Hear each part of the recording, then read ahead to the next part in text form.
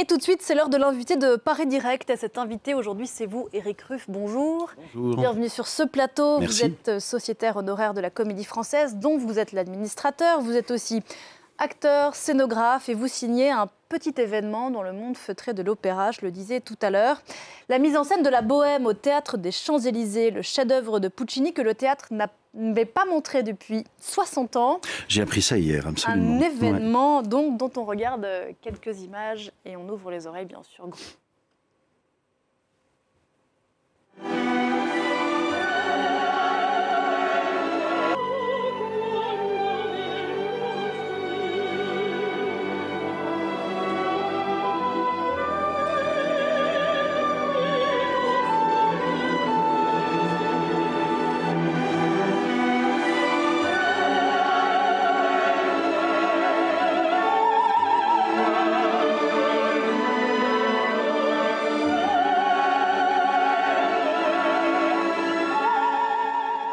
Avis à ceux qui ont un peu chaud à Paris et il neige sur la scène du Théâtre des Champs-Élysées, c'est à voir donc à partir de jeudi.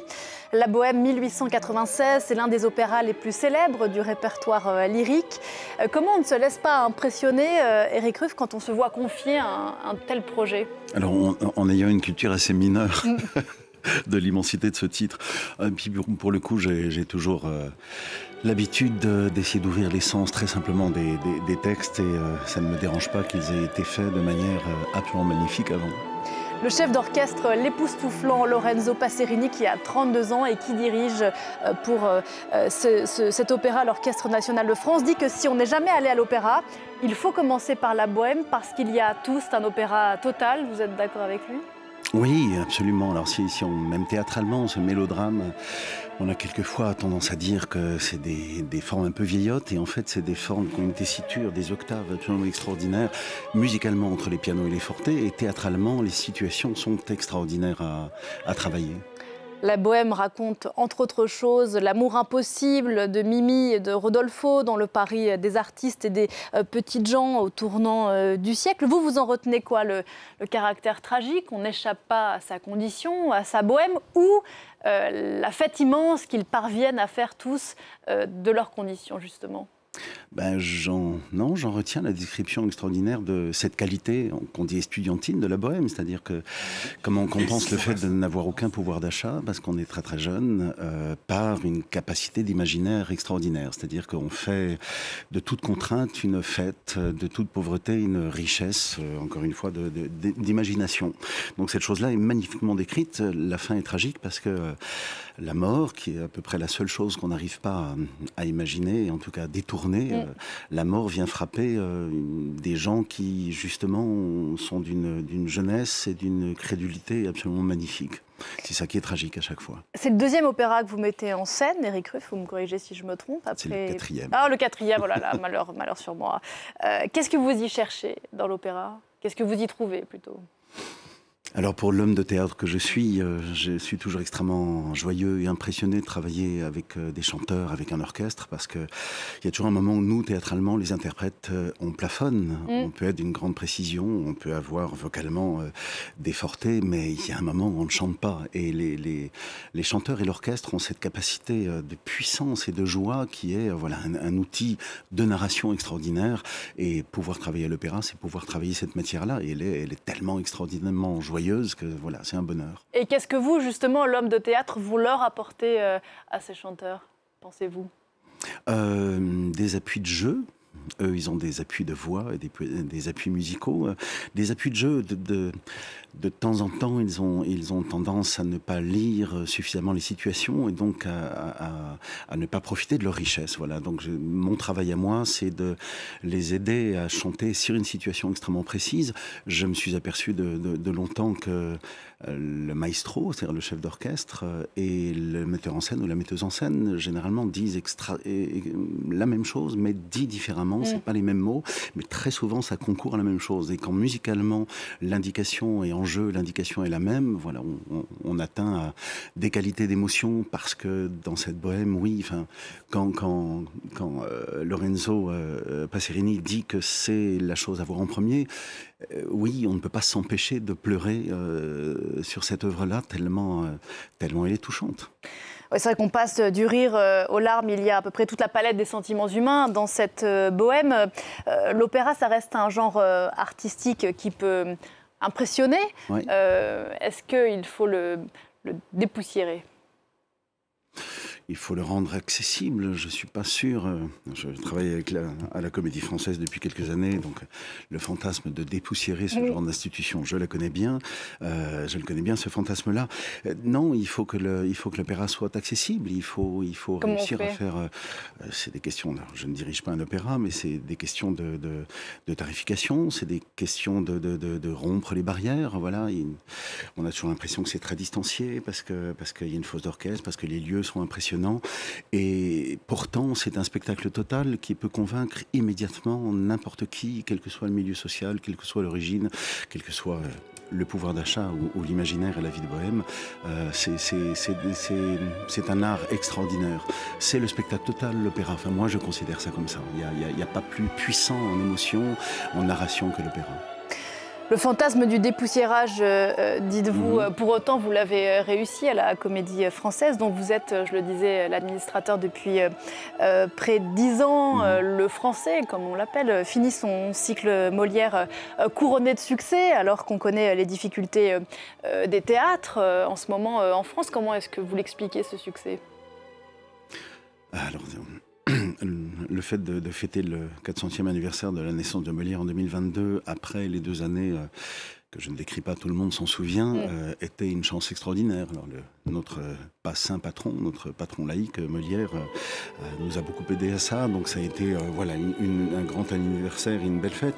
Enfin, il aurait pu être mal organisé cet anniversaire, en l'occurrence, ce qui n'a pas été le cas. Ce qui n'a pas été le cas, c'est mon métier. On essaie de bien faire les choses, mais dans nos mondes tellement distanciés et où la présence devient rare, je pense que le théâtre a de plus en plus sa place. Voilà, le fait de se réunir entre gens qui ne se connaissent pas pour tester ce bain chimique qui est, on nous raconte, c'est notre vie qu'on nous raconte, notre vie qui, dans la vie de tous les jours, on n'arrive pas à ressentir. Et là, dans le décalage de la représentation, on vient éprouver cette chose-là ensemble. Et ce bain de réalité, il est à nul autre pareil, je crois, et au théâtre et à l'opéra, évidemment.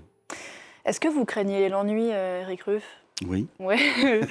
Effectivement, on peut le dire, comédien, metteur en scène, scénographe. On peut citer aussi le superbe 20 000 lieues sous les mers de Christian Hec et Valérie Le Sort, à voir en ce moment au Théâtre de revoir au Théâtre de la Porte Saint-Martin, qui vous a valu un Molière. Vous êtes aussi acteur, donc, et à l'affiche de l'un des plus gros succès du cinéma français cette année, Les Trois Mousquetaires, réalisé par Martin Bourboulon, dans lequel vous campez le cardinal Richelieu. Comment on passe de tous ces métiers de l'un à l'autre comme ça ? Est-ce que ça nécessite un petit temps de préparation mentale à chaque fois pour passer du statut de metteur en scène à celui d'acteur, puis de scénographe, puis de comédien ? Alors, il paraît qu'on a 2 types de cerveaux très particuliers. Il y en a un qui a besoin de se concentrer et d'une page blanche et d'assez peu de bruit.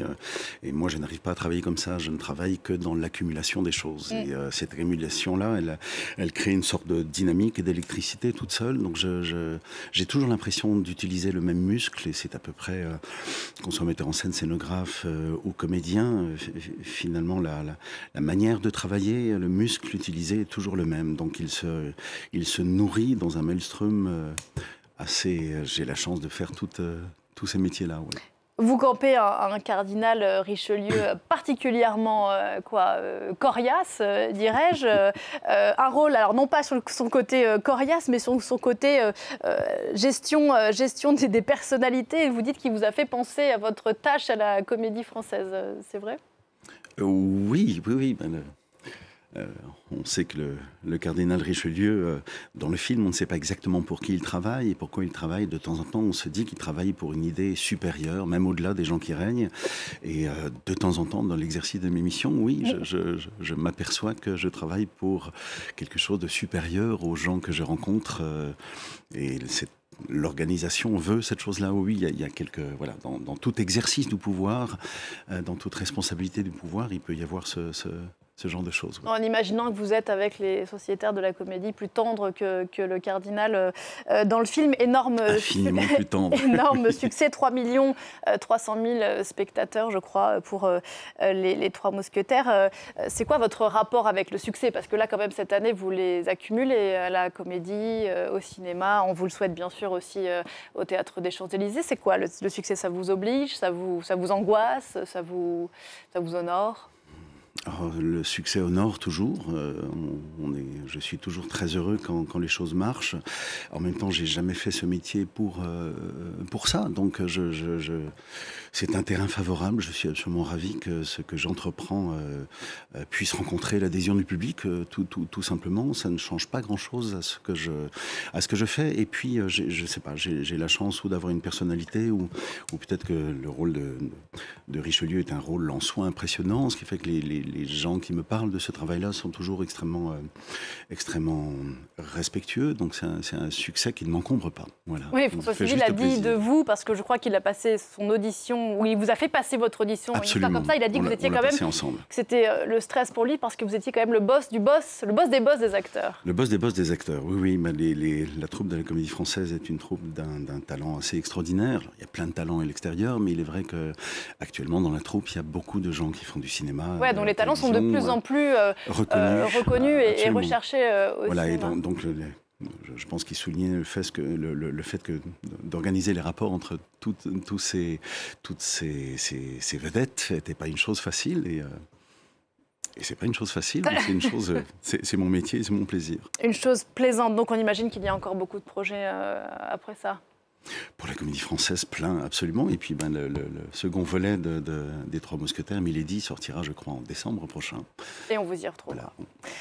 En attendant, donc, il y a à partir de jeudi la Bohème avec, entre autres, on ne peut pas tous les citer, mais les extraordinaires Pene Patti et Séléné Zanetti qui jouent Mimi et Rodolfo et leur amour impossible. Donc à partir de jeudi au Théâtre des Champs-Élysées, dont vous signez la mise en scène, Éric Ruff. Merci beaucoup.